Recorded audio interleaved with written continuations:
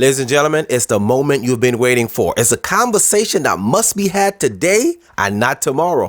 Welcome to another episode of I'm Listening, I'm Ready with your host, Andrew E. Guy. Let's talk about it. Ladies and gentlemen, this is Andrew E. Guy with a podcast that's dedicated for those who are on the go. Welcome to another episode of I'm Listening, I Am Ready. I am so excited about today, but I am always excited about something, all right? All right, let me put my eyes back in. They're just starting to pop out. I'm getting too excited here. This is Andrew Guy, and I'm so excited about today. I have an amazing guest.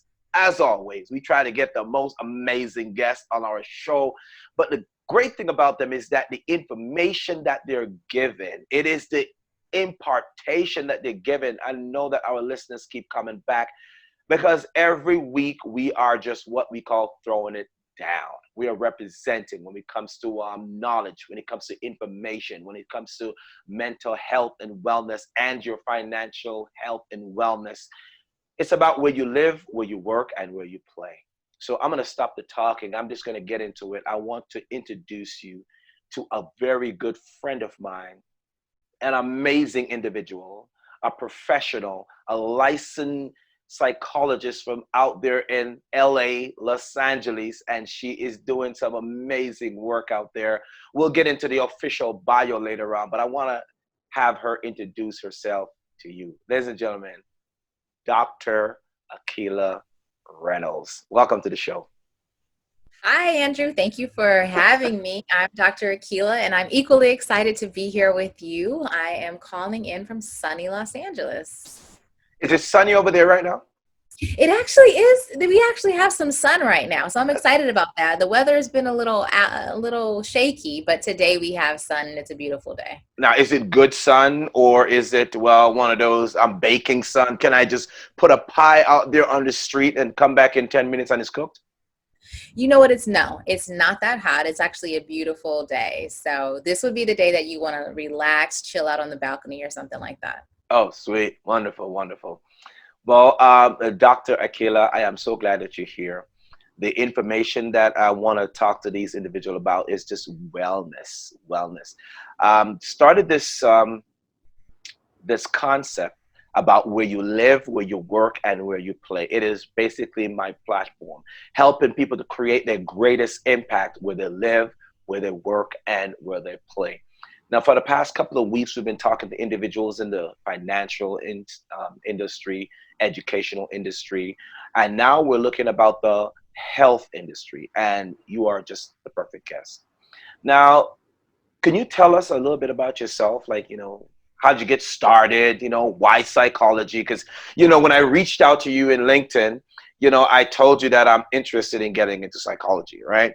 And I really am. So, because I was going in towards the medical profession, I was studying for my MCAT and all that kind of stuff. So when I started thinking about even some of my clients and some of the stresses and struggles that they're having, I'm like, do I really want to get into that right there? So, and these are some of my clients. We have surgeons, I have some private practitioners and so forth, and we deal with anything from mental wellness. We talk about fitness and so forth, because my background is in anatomy and physiology.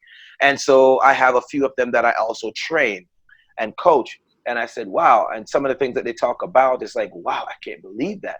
And I said, I'm going to venture more into psychology, because I think if we're well up here, we're going to be well everywhere else. And it doesn't matter what your profession, but that's what I decided to go into. So I'm going to be looking about that. So I'm going to be calling to get some advice from you. All right. So okay. I'm going to be quiet. And Dr. Akilah, please tell us about yourself and what you do. Absolutely. So I am a licensed psychologist in California. I am operating out of Los Angeles. Yes. I work at an academic medical center. So I work with inpatients who need some support in the hospital to take care of themselves. In addition to that, I also work in a group private practice. It's called the Black Girl Doctor, and I do virtual therapy for professionals. So I really appreciate sort of the mix of people that I get to see. Wow. I also do a lot of webinars, a lot of trainings with the local university and a lot of companies all throughout California and also in other states. So that's kind of what I do, generally speaking, on an everyday basis. In addition to that, I started a wellness company with a colleague of mine. It's a research-based wellness organization that really focuses on Black women's mental health. Wow. And the idea of the strong Black woman. And so how oftentimes Black women are encouraged or socialized to be extremely strong. But in the research we were finding is that this was also related to a lot of mental health challenges like depression, anxiety, overeating. And so we created this organization to create some awareness about the research around some of the negative effects and the cost of it, to do our own research, then offer wellness or groups and wellness workshops for this population. Wow. And how's it been going? Amazing. So I actually have Mask Off is our retreat, and it's going to be virtual this year because of the pandemic. So it's a 3-day virtual event. It's completely free for Black women to come. And we talk about the wellness of the mind, body, and spirit. Oh, I love it. Yeah, we also get into how to redefine strength in a way that is more healthy, that is healthier, essentially, and really inclusive of self-care and wellness. So that retreat it starts on October 9th, Friday. It's on Saturday and it ends on Sunday. We have a lineup of amazing speakers. And if you're interested, you can, what's the best way for you to get free tickets? Essentially, if you go to our Instagram at sbw.selfcare, you can get free tickets there. Awesome. And is the door still open for speakers, or speakers already been decided? We already have our lineup of speakers for this year. Well, next year, I'm going to make sure I put my name in the hat. Please do. Well, because, since I've been doing so many corporate training, I realized that when I started this new theme about where you live, work, and play is based on my upcoming book called Create Your Greatest Impact. Mm-hmm. And I realized that there is nothing as this, well, I go to work and then I come home and there is play. No, they're all interdependent. They're all interconnected. So a lot of people are saying, well, I am great at work. I have this big position. I'm a doctor. I'm a lawyer. This is my work at. When I'm at work, I'm respected. When I come home, it could be a different thing. And then when I'm not busy working or trying to chase the kids around or trying to do grocery shopping or whatever the case may be, what's the rest of my life look like? And I've been doing some digging and realizing that a lot of people are drawing from that strength at work, hoping to survive at home. And then when they're at work, they're drawing from the strength at play. I said, no, this is not right. Where you live, where you work, and where you play, the work part is just your expertise, where you serve a particular niche in the marketplace. But where you live is that environment that's conducive to growth. Mm-hmm. And I said, what about the play part? The play part is self-care. And my background in anatomy and physiology, I realized, well, we need to put these together so we can create a greater impact. So I am excited about the conversation about we're going to talk about. When you're talking about wellness, I'm pumped. I'm going to try to stay calm. If I get too excited, I'm serious. If I get too excited, just raise your hand. You're in the room. You say, Andrew, please calm down. Okay, just call me out. I'm all right with that. Any challenges? Any challenges? Any challenges for you? Like, how did you get into psychology, and what interests you in it? Yeah. So when I think about that, it might sound a little odd to some people, but I honestly feel like psychology chose me.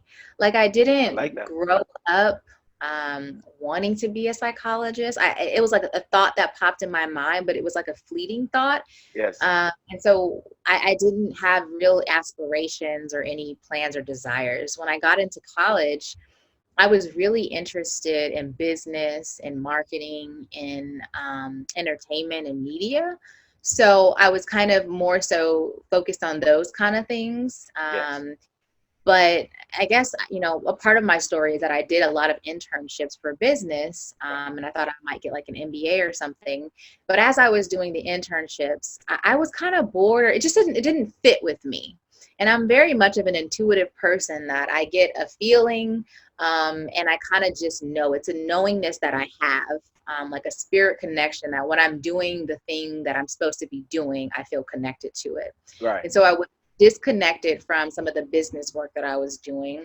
And so I just like really just took a psychology course, and I was interested and I liked it.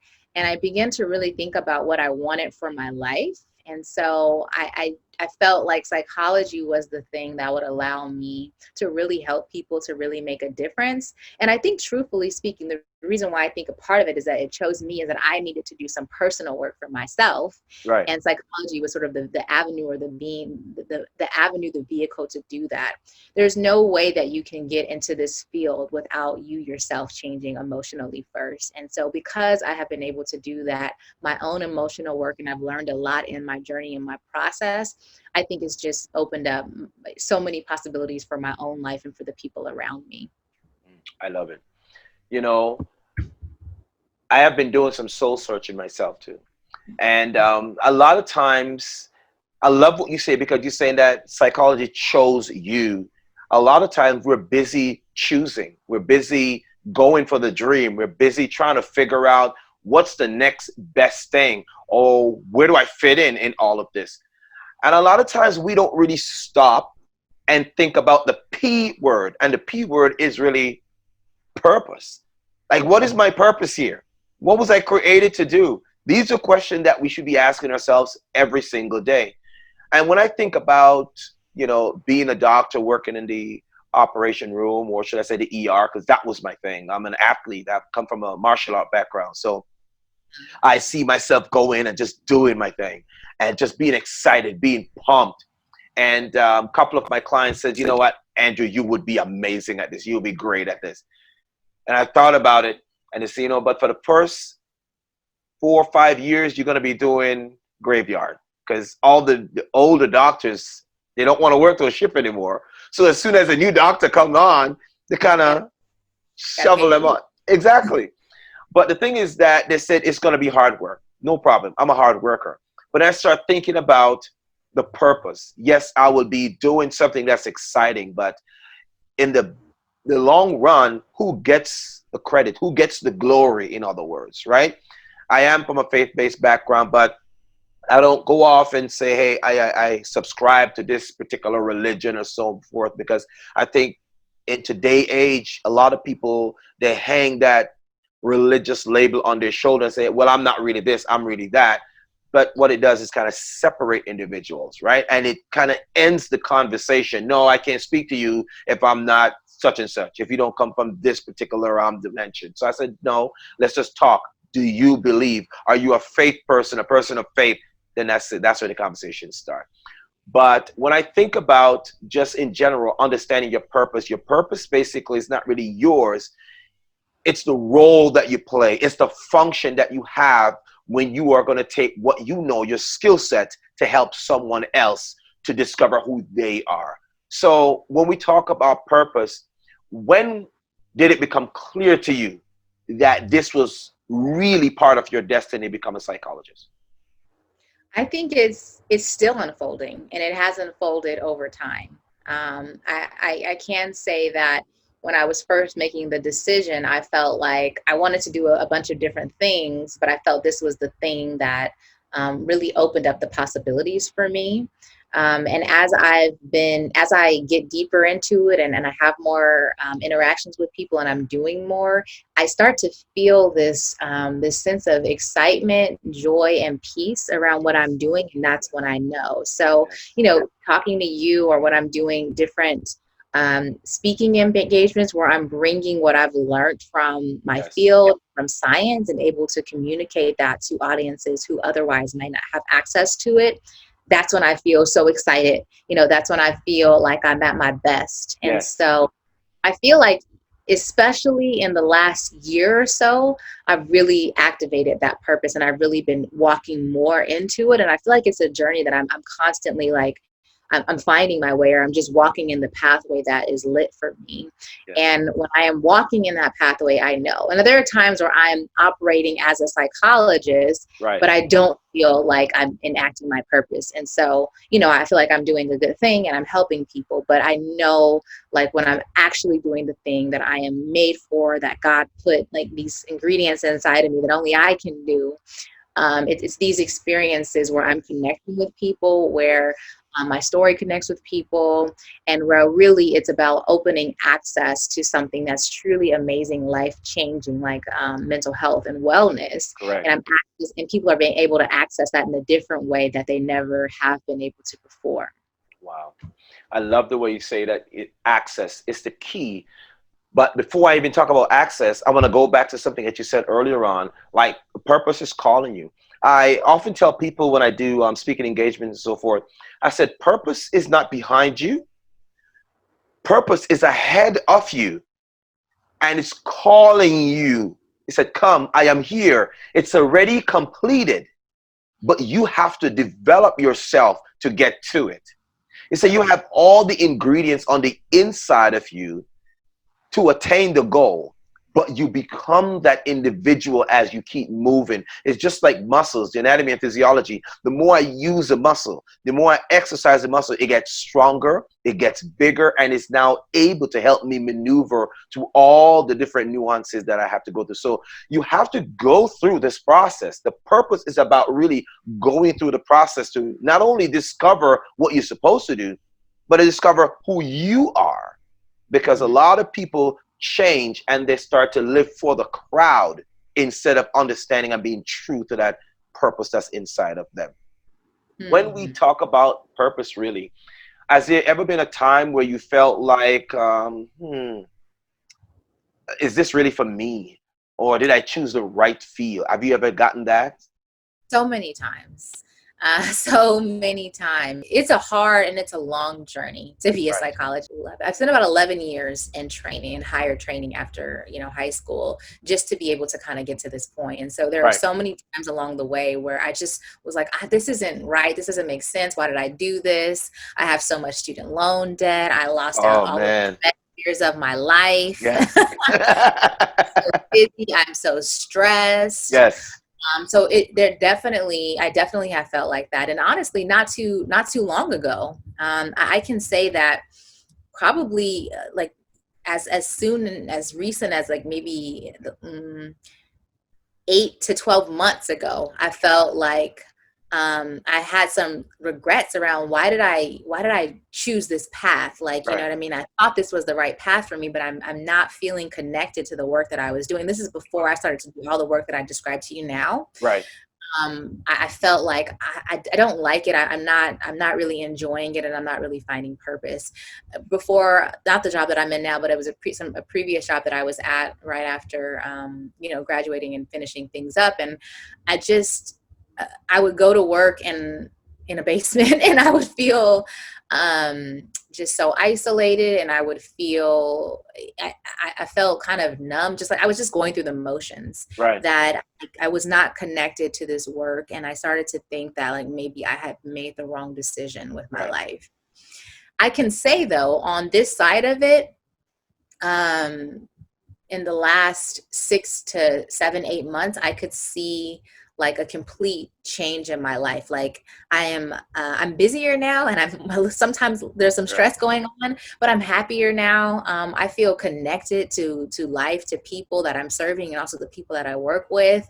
And now I'm so happy that I stayed the course. I'm so happy that I chose this and that I kept choosing it, and that I didn't sort of turn the other way, because now I see why I did this and why I'm doing this. And I'm feeling that calling and that connection. So it's such a stronger calling and connection I have. I love it. And I think you say that, there's a stronger calling. I like to tell people, I said, you know what, the closer you get to the destiny, it's almost like being at the epicenter of an earthquake. You feel it. And not only do you feel it, but there's something that keeps pulling you. There's something that keeps on saying, yes, you're getting closer. You're getting closer. Keep on moving forward. I think sometimes, and I know it's happened for many individuals too, even for myself, when I was doing my undergrad in biology, and I was thinking about medical school, and I sat down, spent hours studying MCAT books, reading these books. The books were bigger than I could even carry. Do you hear what I'm saying? I'm, I'm sitting there and I'm thinking, why am I doing this? And it's the why question that we really need to ask ourselves more time, that help us to let us know this is the reason. But I think what we miss is that we keep seeing ourselves instead of the people that we're called to serve. And I like to use this example. I said a lot of people don't understand that there's a Moses in all of us. When he was going through the desert, I promise you, it wasn't a bed of roses. People were mad at him. People were cursing him. He even got to the point where he said, God, listen, these people are about to stone me. I hate this, right? But the thing is that purpose will cause you to become uncomfortable when you want to be comfort. And I think that that's what purpose is about. And when we talk about finding your pathway to personal success, because this is the series that we're doing right now, a lot of young people think that it's going to be, comfortable. I'm going to get a chance to go to bed when I want to go to bed. I want to be able to talk to the friends. I want to be able to. Purpose chooses you. Can you speak on that? Purpose choosing you instead of you choosing it. I know you mentioned that briefly, but help me to break that down to young people and young Black girls, young Black ladies who are listening to this, who are watching this, and they're trying to figure out, okay, fine, I'm going through something right now. I'm doing this, but it's not resonating right now. I don't want to go through the troubles. I just want to get the success. Sure. I think so one of the things that becomes really important is doing like the hard work and meaning like doing the internal work. So knowing what you're interested in, knowing what you're skillful at, knowing whatever naturally you're gravitate or pulled to, you kind of want to use that to help you go through the direction of your purpose. I believe that every person on this earth is sort of is born and they have talents and skills that only they have, and they something on their lives that no other person on this earth can do, even if it's similar. It's not the same. You didn't do it, and so there's a psychologist here, but there's none like me. And I would say the same thing about any friend. There are certain things we're here to do. So when you're trying to find your purpose, and I think that I had to do this work, it's not always apparent. It's not always very clear, but I think people have ideas around what they're good at. They have ideas around what comes naturally to them. Right. I encourage everyone to explore those ideas. One thing I did was I was a huge explorer of things, but I'm also kind of really internally attuned oftentimes. And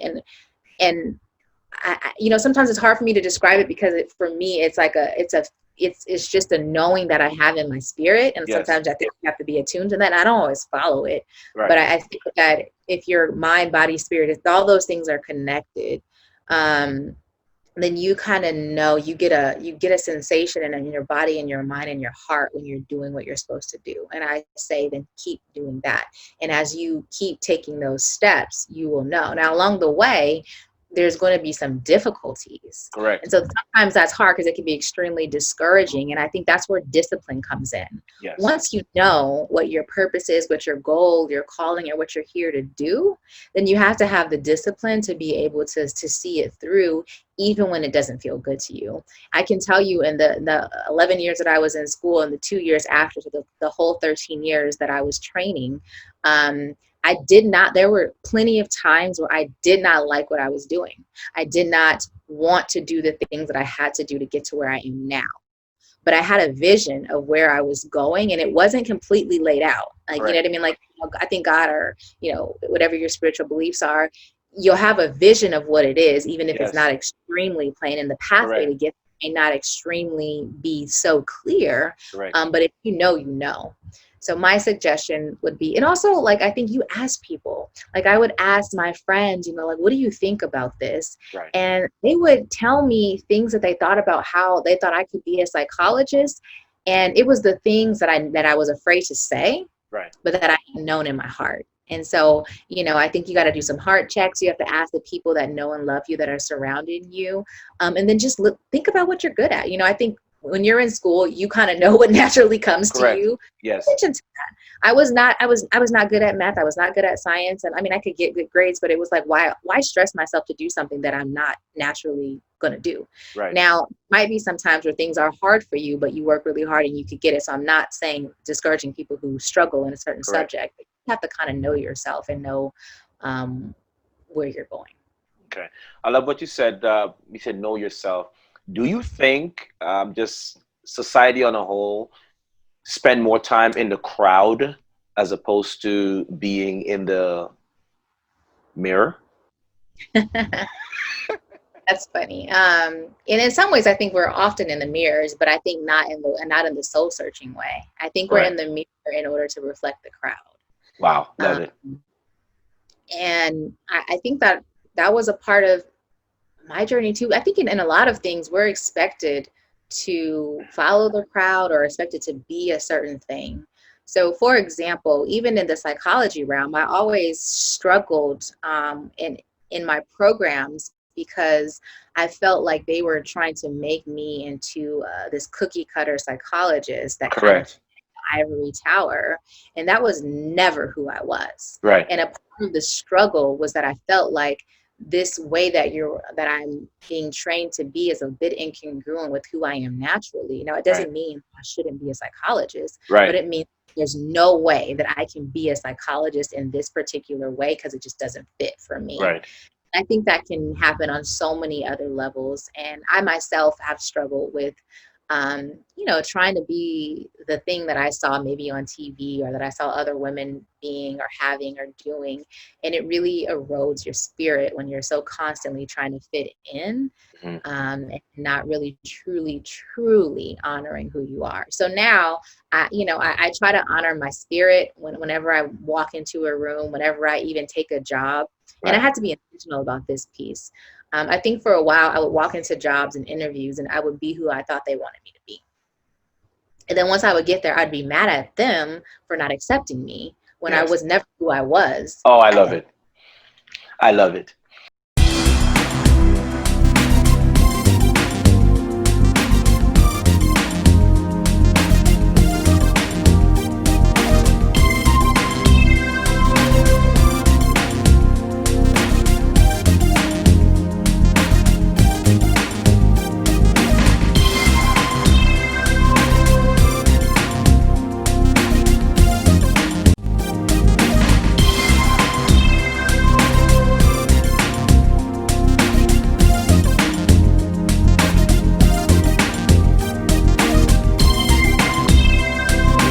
Until next time, keep listening, live ready, talk soon.